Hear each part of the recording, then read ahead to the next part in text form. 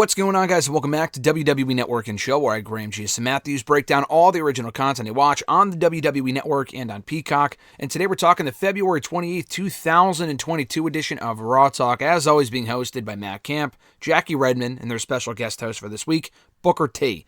They start out the show by recapping the Edge AJ Styles segment that closed out Monday Night Raw. Great segment. I mean, I was already sold on the match because it's a first time ever one-on-one encounter. They've never really worked with each other before. It's a marquee match for Mania, so I was sold no matter what, but in a nutshell, I won't get too much into it here. I thought it was a great segment. The Edge heel turn kind of came out of nowhere, but the guy's an amazing heel. Hopefully they can explain. I'm sure he will. Edge is an amazing talker. AJ's great, so I really liked it. So they start out the show by recapping that segment, showing highlights from that. Matt Camp thinks that Edge is locked in for WrestleMania, and he also recalls, and I like this, Matt Camp always kind of brings up stuff that happened in the past that you tend to forget about, even hardcore fans such as myself.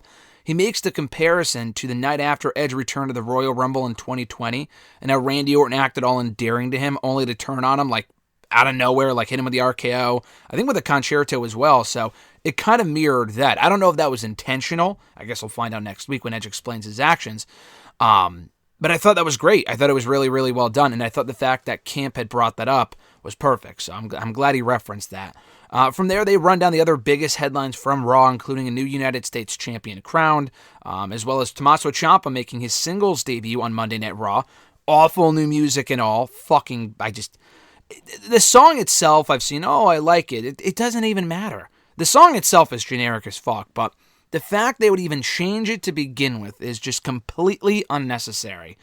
They recap Tommaso Ciampa versus Robert Roode. That saw Ciampa pick up the victory via like a fucking roll-up, but a win is a win, I guess. We hear backstage from the Dirty Dogs. Roode says that, he beat up Ciampa even after the match was over, and he kind of got the upper hand despite losing the match.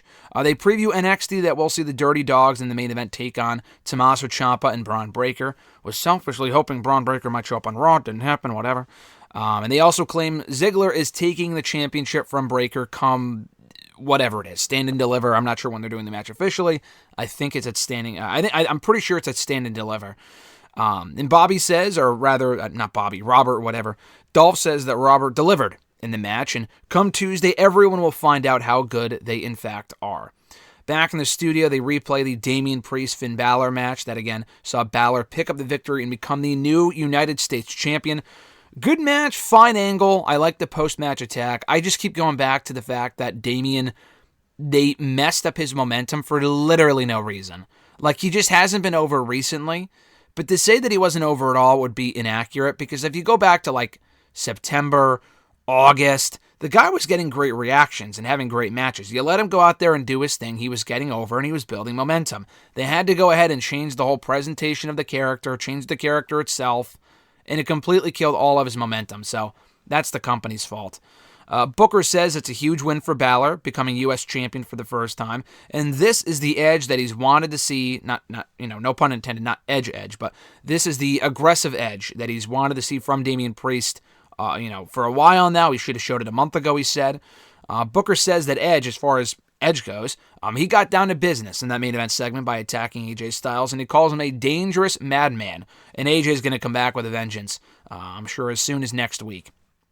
And I've seen some people actually speculate maybe AJ will be kept off the show for a week or two, which, honestly, I would be fine with AJ being off the show next week, because that attack was pretty brutal. 2 concertos, it was pretty nasty. I would have AJ sell that attack for at least a week or two. WrestleMania is not for another month or so. It's March 1st. Mania is on, April 2nd and April 3rd. So you can afford at least 1 week without AJ being on the show, in my opinion, but I'm sure he'll be back as soon as next week. If Edge is just going to explain his actions, then AJ doesn't really have to be on the show. But, still, we'll see how it plays out. Anyway, we hear backstage, because they recap the whole Dana Brooke and Reggie versus Tamina and Tozawa match, which was just terrible. We hear backstage from Reggie and Dana Brooke says that she and Reggie haven't been on the same page lately, but we started at the bottom and now we're here. I could not have cringed harder when she said that. It just sounded so phony. I think Sarah Schreiber had asked, what's the deal with you two? Like, you kissed them and you were friends and you faced each other, you beat each other for the 24/7 championship, you traded it back and forth, but now you shared another smooch and now you're maybe more than friends, even though they didn't really give off that Byron Saxton was freaking out on commentary, like, oh, I knew they were more than friends. Like, I mean, okay, she kissed him a couple of weeks ago. What changed between 2 weeks ago and today? It just doesn't make much sense. But Reggie says they don't kiss and tell. And for Dana Brooke next week, I think she'll be in her hometown. She's from Ohio.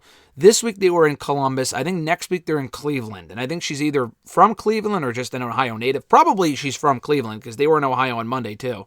Again, like I said, in Columbus. But she said it means the world to her to go back to her hometown, assuming she doesn't lose the championship before then, to be a champion in her hometown. So back in the studio, they replay the 6-woman tag team match that saw Becky Lynch, Doudrop, and Nikki Ash lose a 6-woman tag team match to Rhea Ripley, Bianca Belair, and Liv Morgan. Very good match. They also recapped Kevin Owens and Rollins versus the Alpha Academy, as well as RK Bro versus the Street Profits. 2 good matches, especially Owens and Rollins versus Alpha Academy. Very entertaining stuff. Backstage, we hear from the Street Profits, and Montez Ford kind of boast about pinning Randy Orton, who I hope is okay. I mean, I'm sure he's fine. I think he tweeted something last night and I just missed it. But the finish to that RK Bro Profits match was very weird. I don't think the Profits were supposed to win, and why would they have? Because RK Bro has a tag team title match coming up next week. They kind of fucked up the finish. Orton didn't get his foot all the way on the rope. Angelo looked like he was trying to get it on the rope, but he messed up. I don't know. It was very weird. It was very odd. But they kind of run with it, and he kind of brags about beating Randy Orton, which is a big win for him, and that great frog splash. At least it was on his finisher, not a random move, which is sometimes what happens with those botched finishes. They want the tag team titles back. They never lost, that they keep talking about, and they want to be at WrestleMania. Booker teases a potential tag team title opportunity for them at WrestleMania if they can keep on winning, and depending on if RK Bro wins the championships back next week. He also calls the win from Rollins and Owens earlier on in the show over Alpha Academy impressive. And he says this multiple times, that Rollins, if he wins next week, will win his 5th tag team title with a different partner. I forgot the exact verbiage that he used, but I know he's called himself the Messiah before, but like the king of tag team wrestling, the, no pun intended to Cesaro and Cassius Ohno, Chris Hero, but a Messiah of tag team wrestling, whatever, a tag team wrestling aficionado, whatever. And he also says later on, Rollins, if he wins, he'll join the 5-time club like myself, blah, blah, blah. Which I don't think is true. I did the math in my mind last night. I mean, you can look it up quickly in Wikipedia, but I'm pretty sure if he wins next week, it would be his 6th tag team title with a 6th different partner. Because I'm also thinking maybe he's won 5 tag team titles already just with the same partner twice, but I don't think he has. I mean, they haven't been overly long reigns aside from the first one, but he's been tag team champion. He's held the Raw tag team titles and the WWE tag team titles, which is the same championship. He's never been SmackDown tag team champion. But he's won tag team titles with Roman Reigns, John Moxley, Dean Ambrose, Buddy Murphy back in 2020, Moxley I keep saying Moxley because that's what he is now. Ambrose he won it with back in 2017. Roman was back in 2013, so that's 3.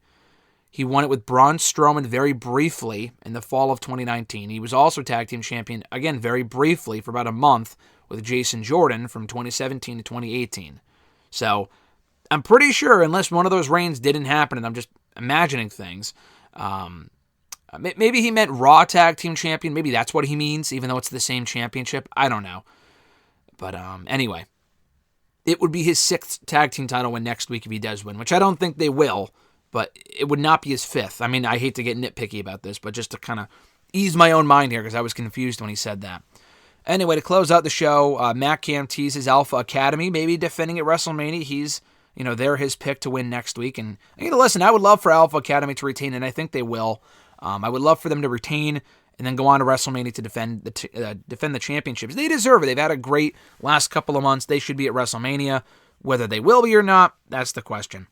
And then Booker says that we'll be seeing more from them going forward, that being Alpha Academy. So that was Raw Talk in a nutshell for February 28th, 2022.